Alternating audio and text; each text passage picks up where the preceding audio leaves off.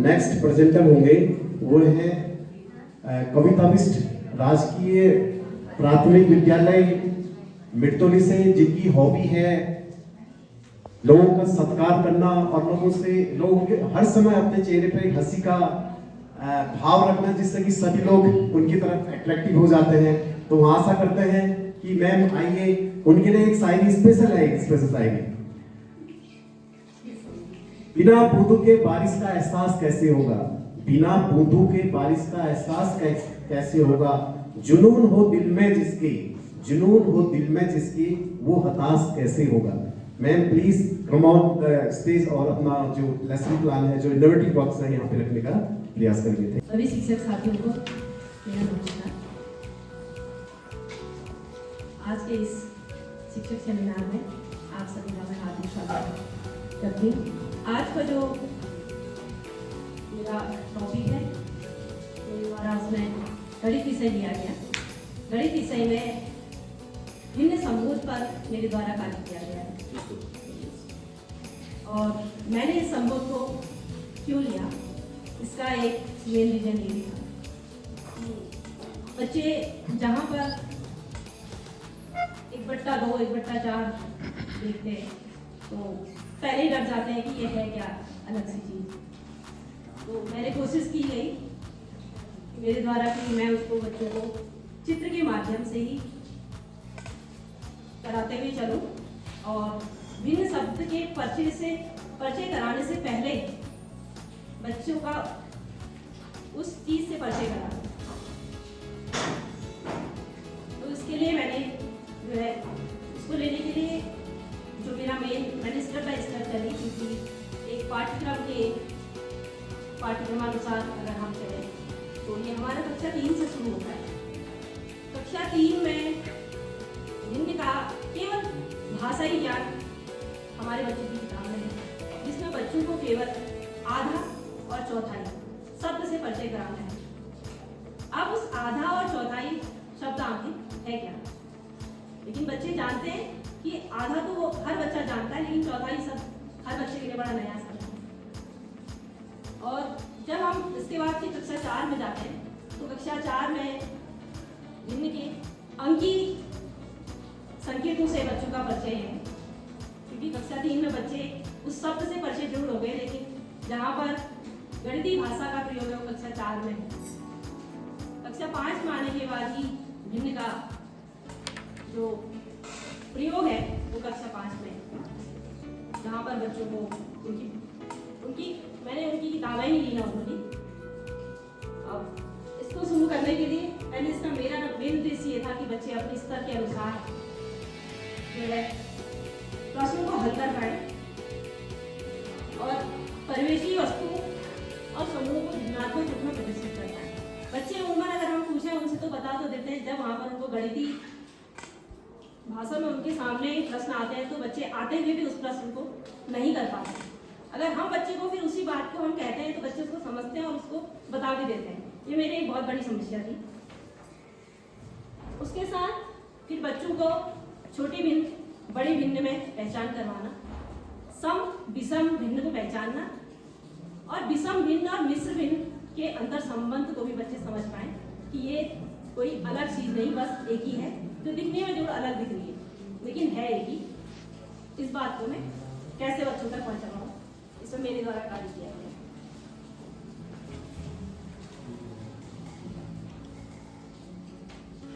शिक्षण प्रक्रिया शुरू करने से पहले मेरे द्वारा कक्षा में बच्चों से जो पहला सवाल था, ना मैंने बच्चों से ये बात की कि आज हमें भिन्न के बारे में पढ़ना है या हम क्या पढ़ेंगे, बस यही पूछा कि आज घर में किसने कितनी रोटियां खाई।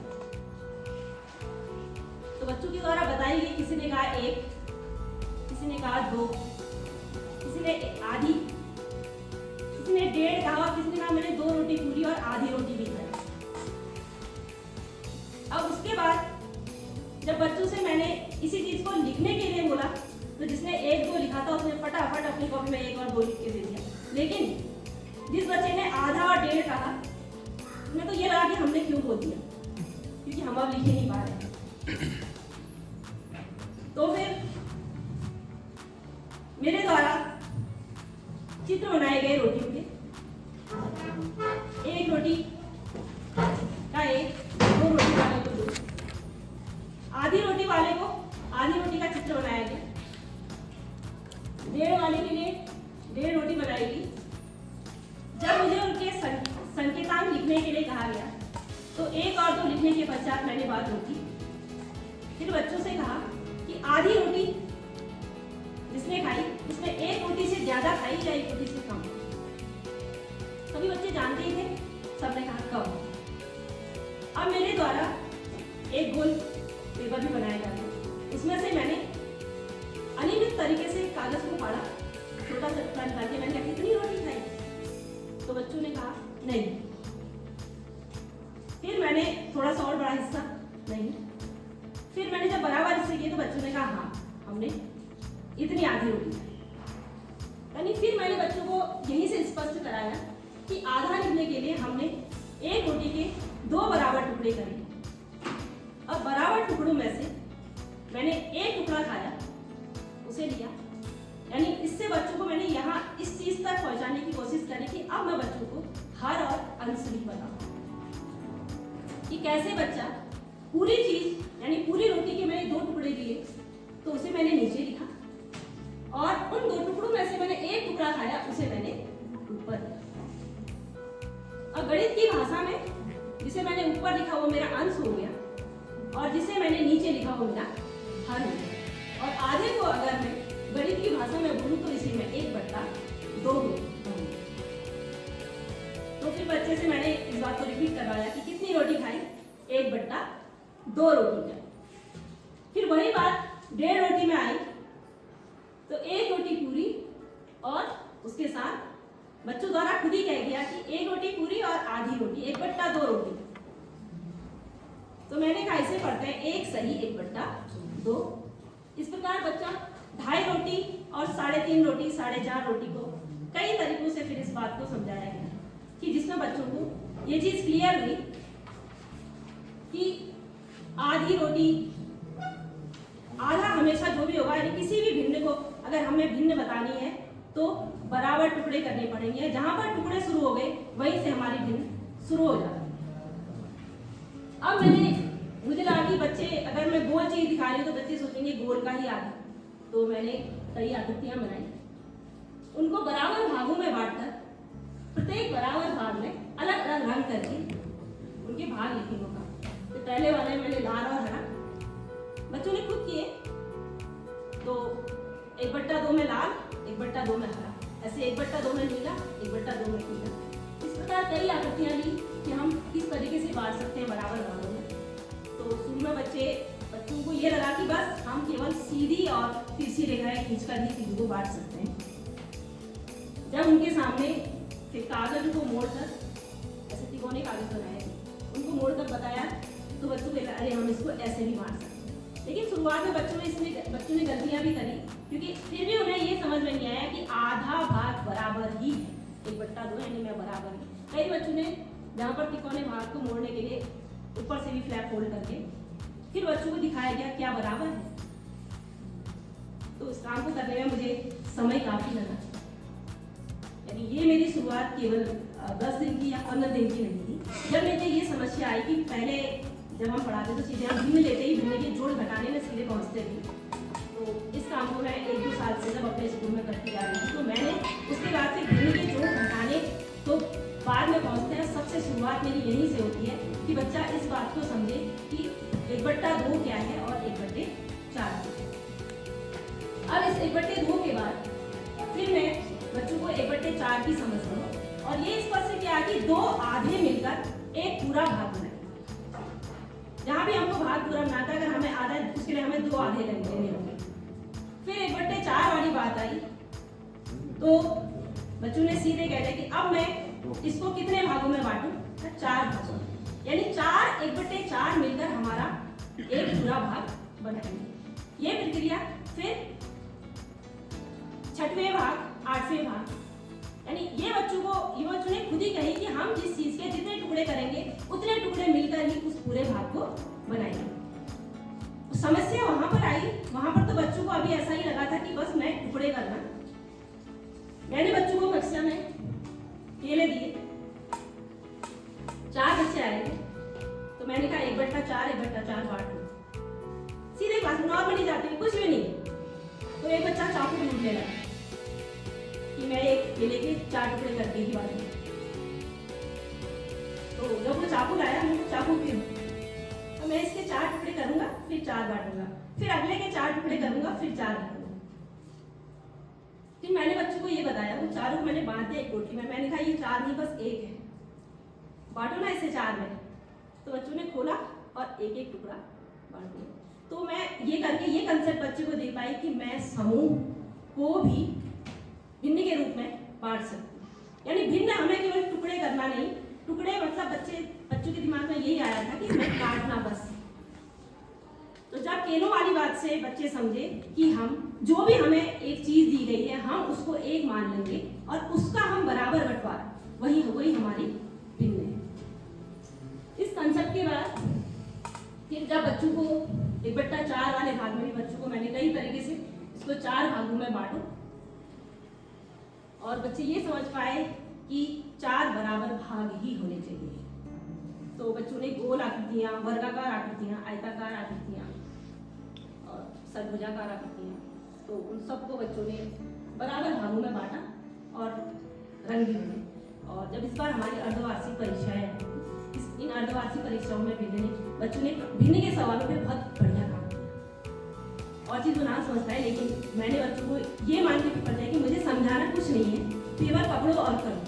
बस तो यही मैंने कहा, और पेपर बच्चा कैसा ही भी करे, मेरा ये वाला पूरा होना चाहिए। तो इसमें मैं सेटिस्फाई रही, बच्चे समझे और किया। उसके बाद ऐसे ही बच्चों को फिर मैंने एक चीज़ ये भी समझ में आई कि जब मैंने कहा कि 1/8, 1/6, 3/4, इनमें कौन सी भिन्न बड़ी है। जब समान हर वाली भिन्न ली तो मैंने कहा 1/2 और 2/4 में कौन बड़ा है। तो बच्चों ने संख्याएं देखी और एक बच्चे ने कहा कि बराबर है, लेकिन और सभी बच्चों ने यही कहा कि 2/4 बड़ा है। इस कंसेप्ट को देने के लिए मैंने बच्चों को फिर पेपर हाथ में बांट दिए। 2 बच्चों से मैंने कहा 1/2 बांट दो और 2 से मैंने कहा 2/4। जब बच्चों ने बांटा तो मैंने कहा बताओ किसका बड़ा किसका छोटा, तो बच्चों ने कहा बराबर। तो फिर मैंने बच्चों को यही कहा कि हमने भाग कितने करे, देखा 2 भाग करे, 2 में से 1 लिया। दूसरे कितने भाग करेंगे, 4 भाग करे, 4 में से 2 लिया। तो मैंने कहा अब मैं दिखने में भिन्न तुम्हें अलग दिखी, लेकिन क्या उसका मान अलग था, नहीं। तो बच्चे समवर्ती शब्द तो मैं बच्चों को नहीं दे पाई है क्योंकि वो थोड़ा सा कठिन हो जाता उनके स्तर से, लेकिन मैं बच्चों को ये समझा पाई कि जितने टुकड़े करे हैं उसका आधा जहाँ पर हो गया तो समझो दोनों भाग क्या होंगे, बराबरी होंगे। इसके बाद अब बच्चों को सम भिन्न शब्द से और विषम भिन्न शब्द से भी परिचय कराना था। तो जब बच्चों से मैंने पूछा कि 2/4 1 से बड़ा होगा या 1 से छोटा, तो बच्चों ने कहा कि 1 से छोटा। 3/8 1 से छोटा। 5/6 1 से छोटा। तो मैंने क्यों, अब हम पहचानेंगे कैसे कि ये 1 से छोटी होगी। तो बच्चों से वही आंसर मेरे पास निकल के आया कि हम जितने टुकड़े कर रहे हैं उन टुकड़ों से कम अगर हमारे अंश में लिखा है तो वो हमेशा 1 से छोटी होगी।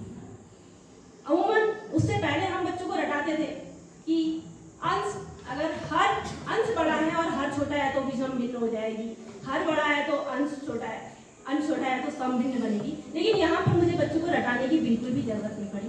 वो सारी चीजें बच्चों ने खुद ही निकाल के मुझे दे दी। और बच्चों ने जब प्रैक्टिकल किया तो बच्चे इस चीज को पूरा समझ पाए कि सम भिन्न छांटो, तो उन्हें बिल्कुल भी देर नहीं लगाई कि ये सम है या विषम है। और विषम भिन्न के लिए जहाँ पर फिर इसी बात को जब मैंने मंदिर के प्रसाद वाला उदाहरण लिया कि मंदिर में जब प्रसाद में सेब काटे जाते हैं, एक सेब के 4 टुकड़े, एक बच्चा 5 उठा के ले आया, एक बच्चा 3 उठा के ले आया 4 टुकड़े, और एक बच्चे उठा के ले आया 2 टुकड़े। बताओ किसके पास ज्यादा सेब। तो अब बच्चों ने कहा कि इसके पास ज्यादा सेब क्योंकि 5 टुकड़े उठा के लाया।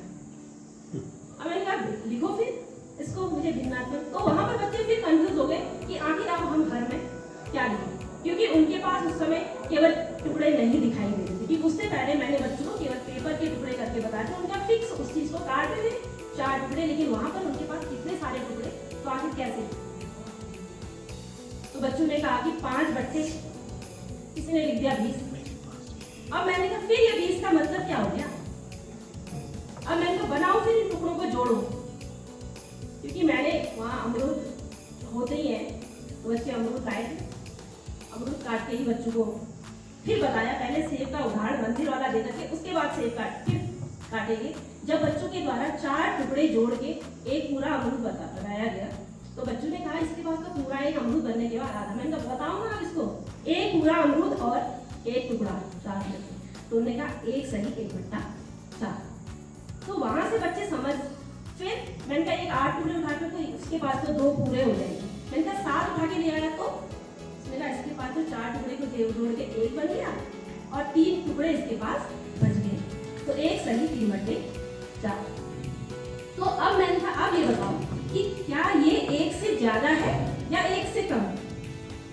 जो तुम्हारा 7 बट्टे 4 टुकड़े तो सेब उठा के लाया या जिसके पास है, उसके पास 1 से ज्यादा या 1 से कम? मैंने कहा 1 से ज्यादा। तो मैंने कहा जिस भिन्न का मान 1 से ज्यादा होगा वो तुम्हारी विषम भिन्न, और जिस भिन्न का मान 1 से कम हो गया वो हमारी सम भिन्न होगी। अब फिर हम किताब की तरफ चल पड़ते हैं। अब वहां पर अब मैंने कहा हमारे पास एक तीसरा शब्द आ जाता है मिश्र भिन्न। अब किसी विषम भिन्न को तुमने दिखाया 7 बट्टे 4, किसी को मैंने लिख दिया 1 सही 3 बट्टे 4, तो ये मेरी 1 से 3 बट्टे 4 मिश्र भिन्न बन गई। अब इसमें मेरी चुनौतियां आई, भिन्न को चित्रात्मक रूप में दर्शाने और तुलना करने के दौरान प्राथमिक स्तर के बच्चों को कई प्रकार की चुनौतियों का सामना करना पड़ता है। सबसे पहले बच्चे अक्सर यह नहीं समझ पाते कि आकृतियों को समान भागों में बांटना आवश्यक है। वो केवल किसी भी भाग को ही मान करते हैं कि ये मेरा, किसी भी चीज को छोटे या बड़े को स्पष्ट नहीं हो पाता कि छोटा बड़ा नहीं होना चाहिए। तो ये दिक्कत स्टार्टिंग में मेरे साथ आई। अगर मैं एक गोले के 4 भाग करने को कहा जाए तो वो हिस्से बराबर हिस्से ना बनाकर उसे कैसे टेढ़े मेढ़े करके 4 भागों में बना के 1 बट्टे 4 1 बट्टे 4 लिख देते हैं। दूसरी चुनौती, पूरा और भाग के संबंध को स्पष्ट हो नहीं पहचान पाते। वही मेरे साथ जब खेलों वाली बात आई तो वहां पर भी बच्चों ने, और जब मंदिर के प्रसाद वाली बात आई तो वहां पर भी बच्चे कंफ्यूज हो गए। और बच्चे लगभग ये सोचते हैं 1 बट्टा 2 भाग, वास्तव में 1 बट्टा 3 भाग कौन बड़ा है। तो जब यहाँ पर इस गतिविधि को जब बच्चों ने ये सब काम किया अपने आप, तो बच्चों को इस बात इसमें स्पष्ट हो गया कि 1 बट्टा 3 और 1 बट्टे 2 में 1 बट्टे 2 ही बड़ा होगा, क्योंकि हम एक चीज के 2 टुकड़े कर रहे हैं और एक चीज के 3 टुकड़े, यानी जिस चीज के जितने टुकड़े करते चले जाएंगे उसके टुकड़ों का आकार उतना ही छोटा होता चले जाएगा। ये बच्चों ने खुद, मतलब मुझे बच्चों को ये चीज बताने की जरूरत ना पड़ी, बच्चों ने खुद मुझे इसके आंसर दिए। इसका निष्कर्ष यह निकला कि बच्चे चित्र के माध्यम से अलग अलग भागों को पहचान कर उनको भिन्न के रूप में व्यक्त कर पा रहे हैं। मूल्यांकन के दौरान यह भी पाया गया कि बच्चा समान और असमान भागों में अंतर कर पाने में भी सहज है, भिन्नों की तुलना कर सकता है, सम विषम भिन्नों की पहचान कर सकता है। इसके लिए वो मौखिक प्रश्न गतिविधियां, प्रेक्षण और लिखित अभ्यास जैसी गतिविधियों का प्रयोग किया गया। उदाहरण के लिए जैसे बच्चों को गोल आकृतियों को देकर समान भागों में बांटना, कुछ हिस्सों को इससे रंगने को कहना, इससे यह पता चलता है कि भिन्न को वास्तविक रूप में समझ पा रहे हैं या नहीं। इस प्रकार मौखिक प्रश्नों के माध्यम से यह जाना जा सकता है कि बच्चा 1 बट्टा 2 और 2 बट्टे 4 को बराबर मानता है या नहीं। इस प्रकार मूल्यांकन को केवल लिखित परीक्षा तक सीमित न रखकर बच्चों के व्यवहारिक समझ, भागीदारी और तर्कशील सोच के आधार पर किया जाता है, ताकि भिन्न की अवधारणा उनके अनुभव और क्रियात्मक समूह से जुड़ सके और भिन्न को लेकर बच्चे की समझ मजबूत हो। और जिसका मतलब मुझे कुछ फायदा मिला तो मैंने हमारे यहाँ द्वारा से परीक्षा उसमें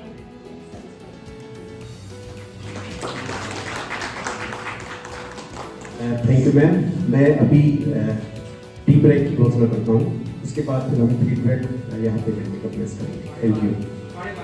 अभी हमारा इससे पहले जो हमारे प्रेजेंटर कविता विश्वविद्यालय के द्वारा यहाँ पे इनोवेटिव वर्क्स लेसन प्लान प्रस्तुत किया गया।